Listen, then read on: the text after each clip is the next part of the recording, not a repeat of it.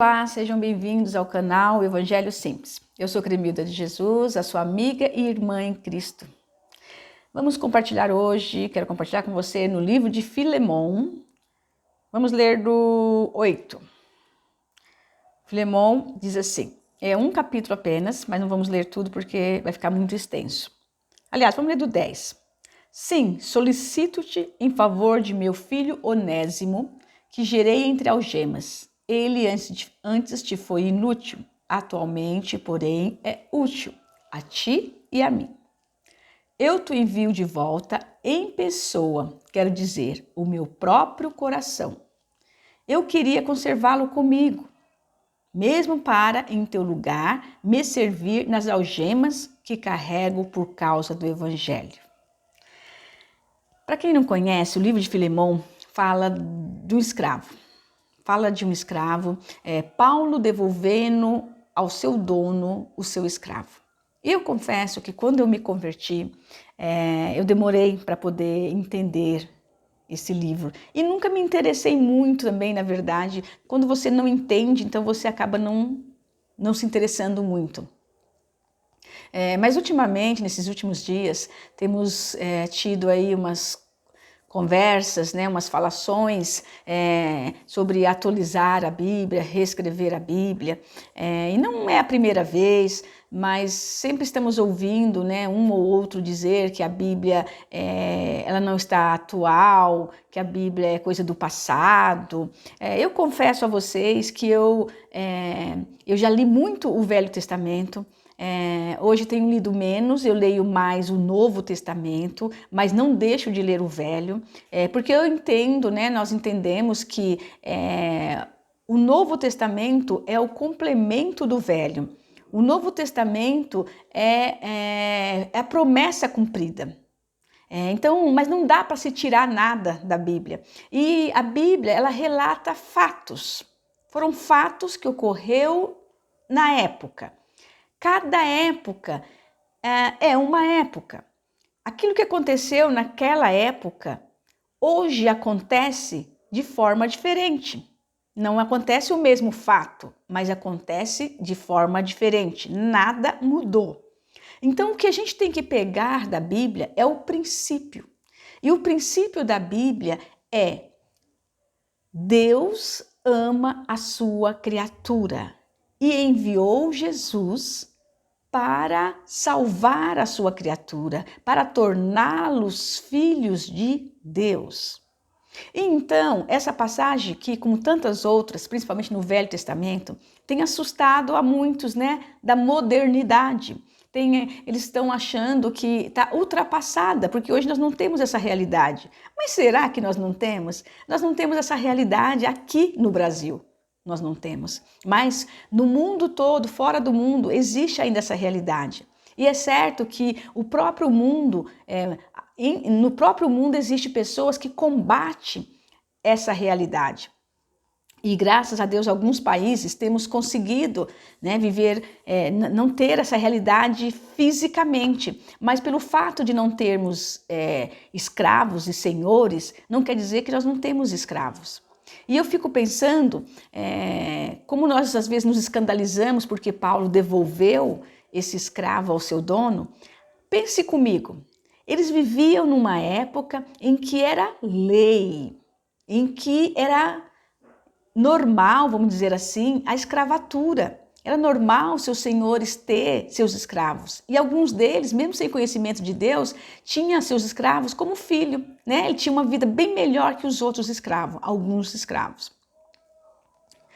E então, agora pensa comigo, se Paulo incentivasse a Onésimo a ficar com ele, a ficar por ali, na vida, sem acertar com o seu Senhor, como seria a vida de Onésimo?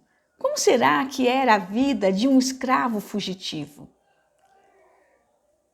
Será que Onésimo conseguiria viver bem? Onésimo conseguiria servir a Cristo com essa questão sem resolver na sua vida? E eu sei que Onésimo correu um risco de ser maltratado quando ele voltou. para o seu dono. Mas aí é que está a fé de Paulo. Aí é que nós vemos a fé de Onésimo. E aí é que nós vamos ver a fé de Filemon. Porque quando nós nos entregamos a Cristo, quando nós nascemos de novo, nós passamos a enxergar tudo novo. Onésimo passou a entender que ele não podia ter fugido, que o Senhor dele tinha direito sobre ele, naquele período, vamos entender, naquele contexto. O seu Senhor, provavelmente, se ele tinha Cristo mesmo no seu coração, entendeu que ele não podia mais manter Onésimo como escravo, que ele deveria dar a liberdade para Onésimo. E essa é a verdadeira libertação, quando é feita de coração, quando é feita de espontaneamente, de espontaneidade. Porque se você faz algo porque a lei te obriga a fazer, então isso não é liberdade, então isso não é espontaneidade. Aí você pode dizer assim, mas irmão, você está justificando. Eu não estou justificando, eu estou mostrando o que Cristo veio fazer. Cristo não veio resolver os problemas da terra, Cristo veio resolver os problemas espirituais. Cristo veio dar uma solução para a nossa vida eterna. Porque se Cristo não tivesse vindo, nós morreríamos e iríamos para o inferno e estaríamos presos por toda a eternidade. Quando Deus expulsou o homem e a mulher do jardim do Éden, ele expulsou para que eles não comessem do fruto da árvore da vida e vivessem eternamente em pecado e numa situação de lástima. E então, o que nós vemos aqui no livro de Filemon é simplesmente Paulo orientando tanto Filemon como Onésimo a olhar para Cristo e entender que tudo aquilo seria passageiro. Que eles, mesmo num sistema opressor, num sistema dominador, o qual nós estamos adentrando logo nessa terra também, o que vai nos dar liberdade é o nosso espírito. Não vai adiantar você pegar em arma, não vai adiantar você levantar uma bandeira aí, achando que vai resolver o problema, porque não vai, porque a palavra de Deus diz que o mundo jaz no maligno. Nós não vamos resolver o problema do mundo. Quem resolveu o problema do mundo foi Jesus, tirando o pecado do mundo. E Jesus tira o pecado do mundo quando um se arrepende. Quando um pecador se arrepende dos seus pecados, então ele é tirado do mundo e então ele tem uma nova vida. Aleluia! Que você possa compreender isso e não deixe ninguém arrancar essa verdade de você. A verdade central da palavra de Deus é espiritual. É o Espírito Santo que nos revela a sua verdade. De Gênesis a Apocalipse existe uma verdade.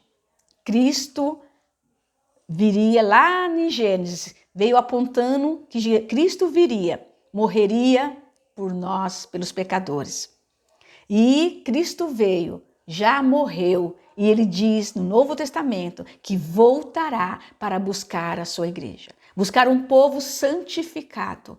Não vamos achar desculpa, querer justificar os nossos pecados através de dizer que somos tão misericordiosos, que somos tão bonzinhos, a ponto de não querer ver os nossos irmãos sofrendo. Infelizmente, muitos desses autores da Bíblia sofreram e sofreram demais pelo nome de Cristo. Foram massacrados, foram oprimidos, foram torturados pelo nome de Cristo. E não será, talvez, diferente nessa geração em que estamos vivendo. Aliás, no Brasil nós ainda não temos isso, mas existem outros países em que cristãos estão morrendo, estão sendo massacrados. E nós não vamos resolver o problema do mundo. O problema do mundo já foi resolvido. É Cristo em nós a esperança da glória. Que essa mensagem entre no seu coração, que você seja dominado por essa mensagem. E assim você possa libertar, que através da sua vida, outras vidas venham ser libertas. A questão do racismo, o pior racismo, está dentro de nós mesmos. Ou seja, a pior prisão está dentro de nós. Quando nós não entendemos que Cristo nos libertou, que nós somos capazes. Os negros são capazes, os negros são eficientes, os negros não podem se deixar se escravizar novamente pelo pecado, pelo autoritarismo.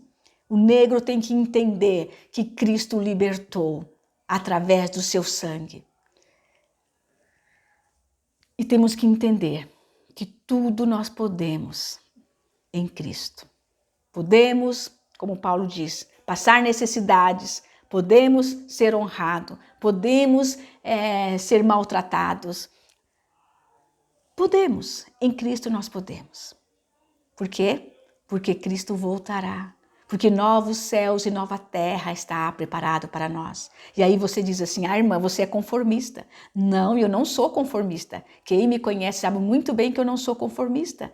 Mas eu apenas creio. A palavra de Deus diz que a fé é certeza das coisas que se esperam e convicção de fatos que não existem. Então, e não somente fatos que não existem, mas também fatos que já existiram.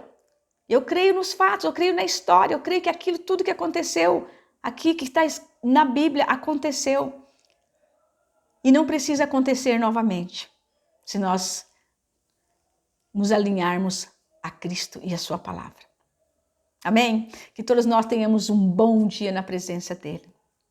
Que se foi bom para você, dê um joinha aí embaixo, compartilhe, fale alguma coisa.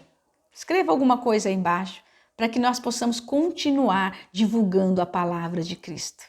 Um grande beijo no seu coração. Fique com Deus.